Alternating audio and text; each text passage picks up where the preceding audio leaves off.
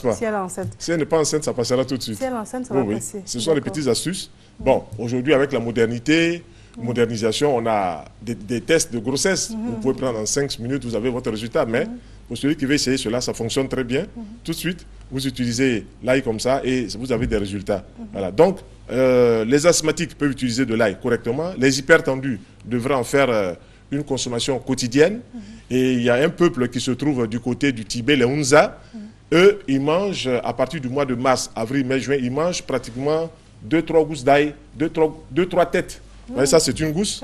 Voilà, ils en mangent comme ça 2-3 têtes par jour. Ils le croquent dans leur repas. Et ils se rendent compte qu'un rajeunissement s'installe. D'ailleurs, dans cette région-là, il y a beaucoup de centenaires. Voilà, ce n'est pas le fait du hasard.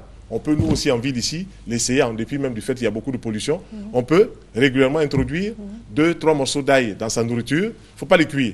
Donc, on fait cuire, on a enlevé une bonne partie des principes actifs. Or, on veut récupérer ces principes actifs. Il y a l'huile essentielle qu'on appelle l'huile d'alyle.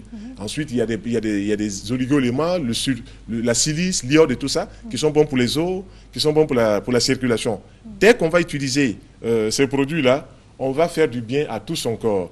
Donc, une astuce, toutes les semaines, on prend 2 morceaux d'ail ou 2 cuillères à soupe d'huile, on mélange, on laisse au plus, puis on se frotte tout le corps.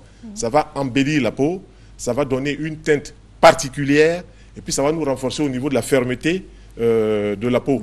Voilà, quand les peaux commencent à relâcher, on peut le faire aussi. Ça va faire beaucoup de bien. Donc on écrase avec de l'huile.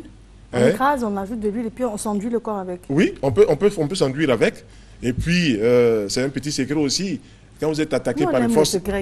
Quand vous êtes attaqué... Je vais vous demander, parce que là, il y en a qui en collier, qui le mettent dans les endroits de la maison pour éviter le mauvais sort ou bien pour couper un peu avec... Pour le mauvais sort, c'est bon. Il y a un côté mystique ça c'est connu, Mariam. C'est connu depuis la nuit des temps que les gens accrochaient un paquet d'ail à la porte pour empêcher que les mauvais sorts arrivent dans la maison, que les gens portent de l'ail dans les poches pour empocher le mauvais sort. Mais en même temps, quand vous portez de l'ail, ça fait venir aussi de l'argent chez vous.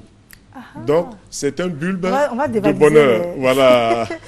Voilà. En même temps que vous vous protégez contre le mauvais sort, en même temps, vous créez les conditions pour que la matière arrive chez vous, que les finances arrivent chez vous.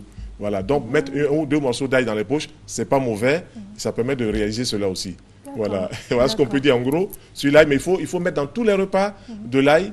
Moi, je m'amusais il y a 15 ans en arrière, avec les patients qu'on rencontre, j'ai vu de les gêner avec l'odeur, mais sinon, j'en mangeais pratiquement. Puis les gens disent, mais docteur, toi, tu restes toujours jeune. Et oui, si on mange de l'ail, on va rester jeune.